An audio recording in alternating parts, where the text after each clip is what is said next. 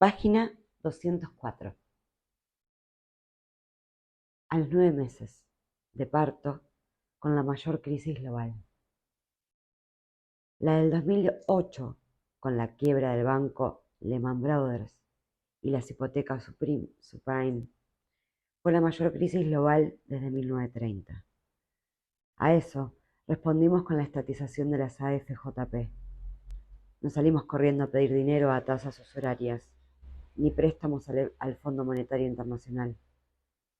El 15 de septiembre del 2008, Lehman Brothers presentó su declaración formal de quiebra tras el éxodo de la mayoría de sus clientes, pérdidas drásticas en el mercado de valores y la devaluación de sus activos por las principales agencias de calificación de riesgos.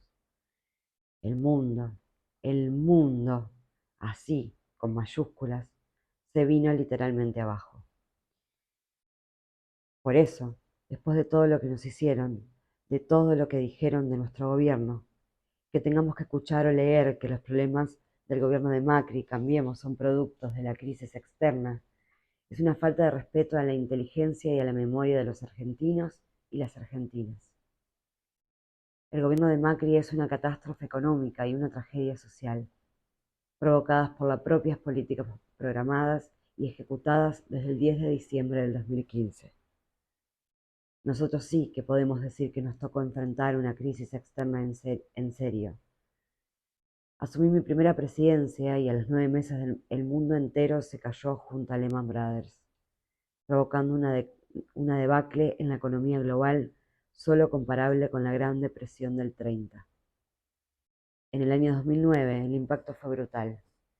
Sin embargo, las políticas contracíclicas desplegadas por nuestra gestión evitaron el sufrimiento de la gente.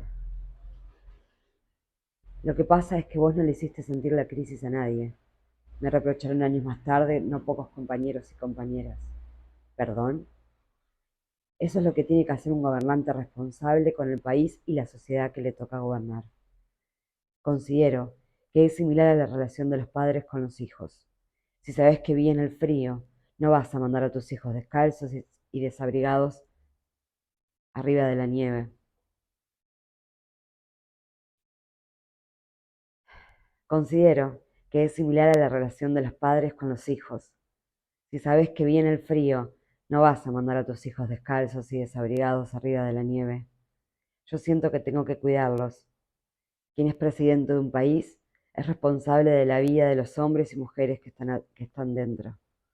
Por eso tomamos todas las medidas contracíclicas que consideramos necesarias y recuperamos la administración de los recursos de los trabajadores que se habían privatizado en los 90 y estaban en manos de las AFJP. Sabíamos que el mundo que venía era muy complicado. Sin embargo, sorteamos la crisis y no solo eso, sino que también pagamos deuda externa contraída por gobiernos anteriores. Fuimos el único país.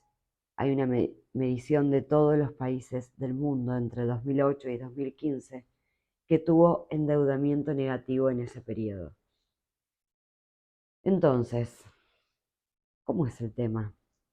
Convencieron a los argentinos que comprar dólares era un derecho humano y entonces nos insultaban porque no los dejábamos comprar todos los dólares que querían.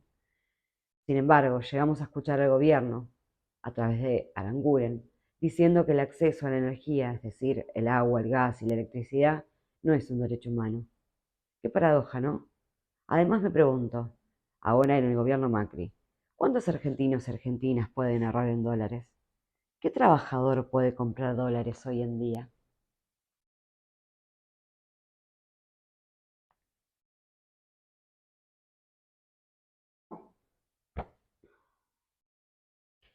Creo que esto es parte del envenenamiento, parte de la mentira. No hace mucho, en medio de la crisis cambiaria autoinfligida por Cambiemos, escuché a Samuel Chiche Hellblum diciendo en su programa de televisión: pero si en 2008 hubo una crisis, acá no pasó nada, no hubo corrida, no hubo devaluación. Y tiene razón, acá no se sintió la crisis, nos ocupamos y nos esforzamos mucho para que eso fuera así. Sin embargo, esa tarea verdaderamente titánica no solamente no fue valorada, peor aún, fue ocultada por los grandes medios de comunicación. ¿No tendrían que haber informado los medios de comunicación que en el medio de una crisis tremenda donde se estaba cayendo el mundo, en nuestro país se adoptaran políticas para contrarrestarla?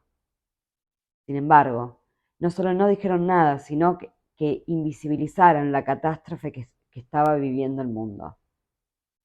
Por si faltara algo, parecía que la culpa de todo la tenía yo por haber intentado establecer retenciones móviles a la soja. Con el gobierno de Macri es exactamente al revés.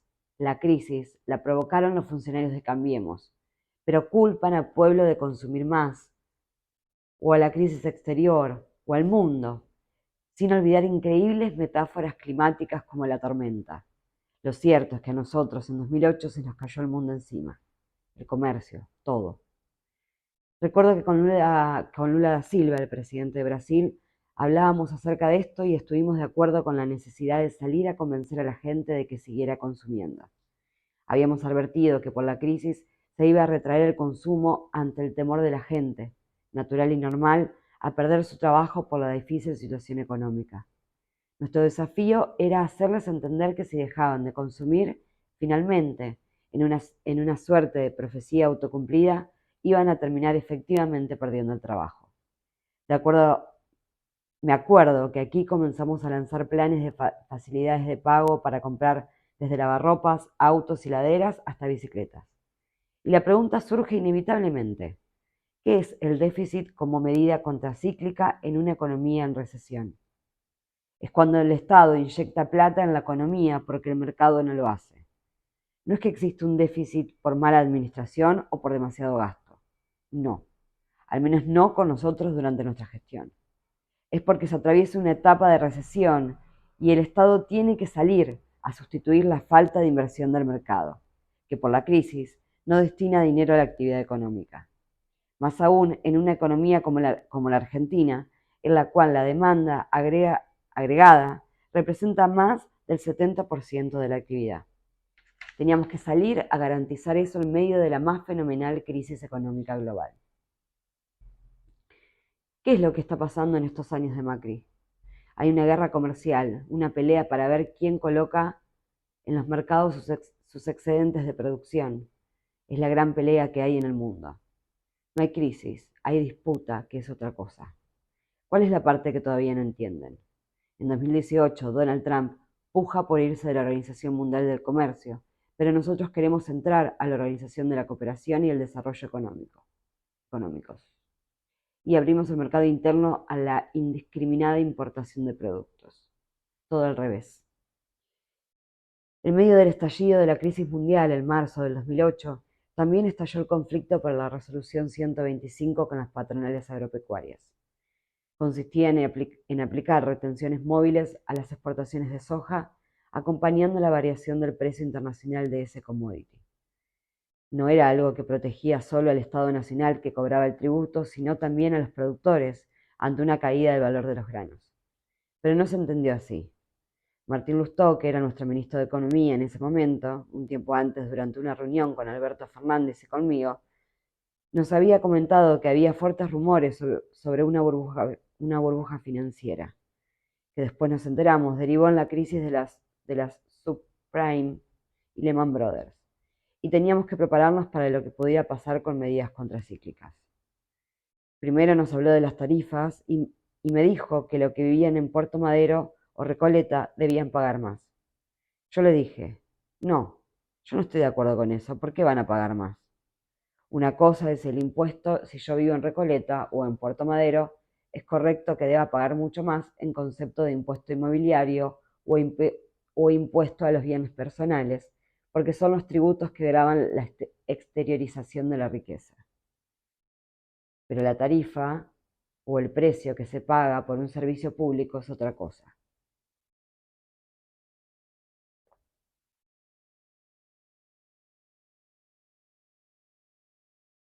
Le dije que no estaba de acuerdo porque, con ese criterio, El que va a cargar nafta en un Mercedes-Benz le tenían que cobrar un precio y al que va con un Fiat 100 se le deberían dar gratis. Ridículo. En consecuencia, no estuve de acuerdo con ajustar las tarifas bajo ese concepto. Poco después vino Lustó con Gastón Rossi, su asesor, a explicarnos el tema de las retenciones móviles que se basaban en el criterio de la renta extraordinaria. No me pareció mal, porque es un criterio que comparto. Me acuerdo como si fuera hoy de aquella reunión. Estábamos los tres, Alberto Fernández, Lustó y yo. El jefe de gabinete le pregunta, ¿estás seguro que no habrá problemas con eso? Y Lustó, muy seguro de lo que decía, contestó, no, a ellos la soja no les interesa. Increíble, ¿no? Juro por la vida de mis 3 nietos y mis 2 hijos que es lo que más quiero en el mundo que dijo eso. Y agregó que a las patronales agropecuarias solo les importaban las retenciones al trigo y al maíz, y que, además, la medida propuesta eran retenciones móviles a la soja, y nada más. Esta es la verdadera historia. Es la génesis exacta de las retenciones móviles, de cómo comenzó y de cómo terminó. Los 4 meses del conflicto fueron fatales, absolutamente destituyentes, pero también absolutamente fundantes para definir el perfil de nuestros gobiernos, las adhesiones y las críticas. La verdad es que sí, sentí mucha angustia durante todo el conflicto. Miedo no, porque la sensación del miedo es la de la dictadura, el miedo a perder la vida brutalmente. No hay un miedo más grande, y de hecho, no lo volví a sentir nunca más. Pero angustias y cosas así, siempre. Me ponía muy mal verlo mal a Néstor. Recuerdo un día que nos hicieron un cacerolazo, cuando el titular de la Sociedad Rural Argentina, Hugo Biolcati, fue a batir su cacerola en la Puerta de Olivos. A Néstor ese día lo vi descentrado, mal, muy mal, igual que el día del voto negativo de Cobos. Creo que, hasta último momento, pensó que el vicepresidente, que él había elegido para acompañarme en la fórmula, no votaría en contra de su propio gobierno como él finalmente lo hizo. Yo le había dicho, me voy a dormir, no voy a perder tiempo, voy a votar en contra, olvídate. Nos llamaban cada 2 minutos desde el Congreso. Los votos a favor de las patronales agropecuarias, de algunos senadores y senadoras, aún hoy me siguen resultando inexplicables. Y esa noche me fui a dormir antes que Néstor. Me desperté a las 5 de la mañana, me di cuenta que él no estaba en la cama y bajé al comedor. Alberto Fernández, Alberto Fernández ya se había ido hacía rato y Néstor estaba con un par de compañeros, muy angustiado. Cobos ya había dado su voto no positivo, volteando la ley de retenciones móviles de nuestro gobierno, y pese a que la presidenta era yo, al que se lo veía destruido era a él. Y sí, Néstor y yo éramos distintos, pero complementarios. Lo vi muy mal, y para colmo, ese mismo día murió a la madrugada, antes de la votación en el Senado, uno de sus mejores amigos y testigo de nuestro casamiento, Oscar Cacho Vázquez, aquel, aquel con el que junto a su mujer nos habían metido presos en Río Gallegos en enero del 76. Cacho había muerto en Buenos Aires en la clínica Bastarrica. Nos avisaron al mediodía y cuando Néstor se enteró, lloró desconsoladamente como nunca lo había visto llorar. Me pareció que ese día lloraba por todos, por Cacho, por nosotros, por el país, por él, por la historia, qué sé yo.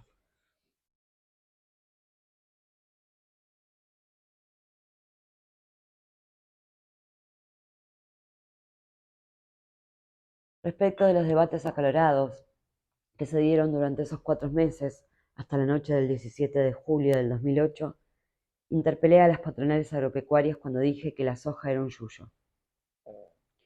Es cierto, tal vez lo dije despectivamente y me interpretaron mal. Siempre me pregunto esas cosas, o cuando hablé de los piquetes de la abundancia. Creo que sí, los interpelé, porque cuando lo dije les molestó muchísimo. Habíamos visto en Argentina los piquetes por primera vez en Cutralcó, Neuquén, durante los años 90, con la privatización de YPF. La gente había salido a las rutas porque no tenía trabajo, porque no le alcanzaba para comer. Eran los piquetes del hambre, de la escasez, de la desesperación. Una digresión. En aquellos piquetes neuquinos emergió la figura de Ramón Rioseco, quien luego fuera intendente de Cutralcó y en el 2019, candidato a gobernador por nuestra fuerza. Qué cosa la historia, ¿no?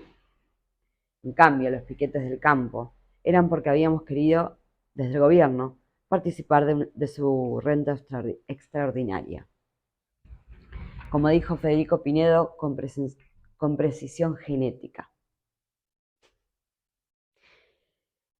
Es en ese sentido que yo los interpelaba al decir piquetes de la abundancia.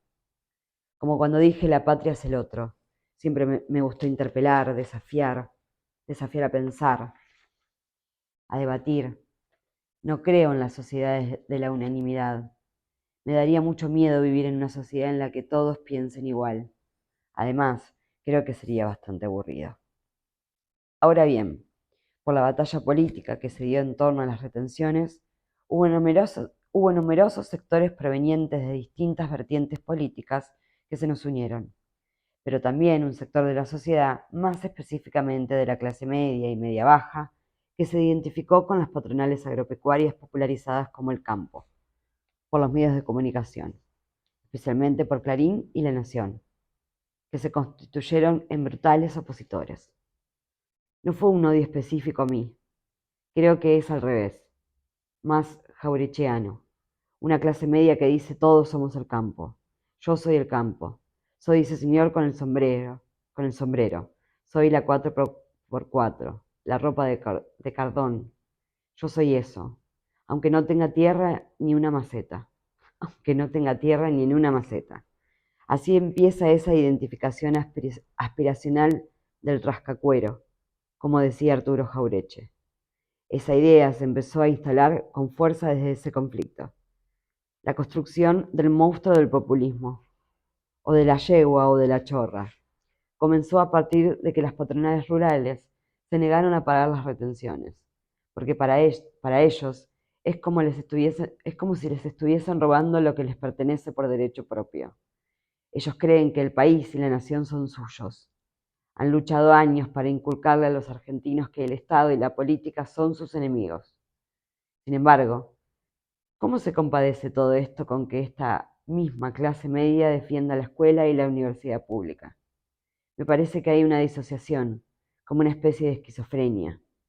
Esto viene desde el fondo de la historia.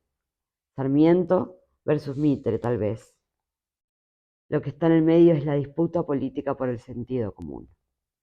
Por eso, mientras escribo, creo que el gobierno de Macri espera a un 30% duro, o tal vez menos, que son antiperonistas. Son los que están en contra de los derechos humanos y de que los ricos paguen impuestos a la soja.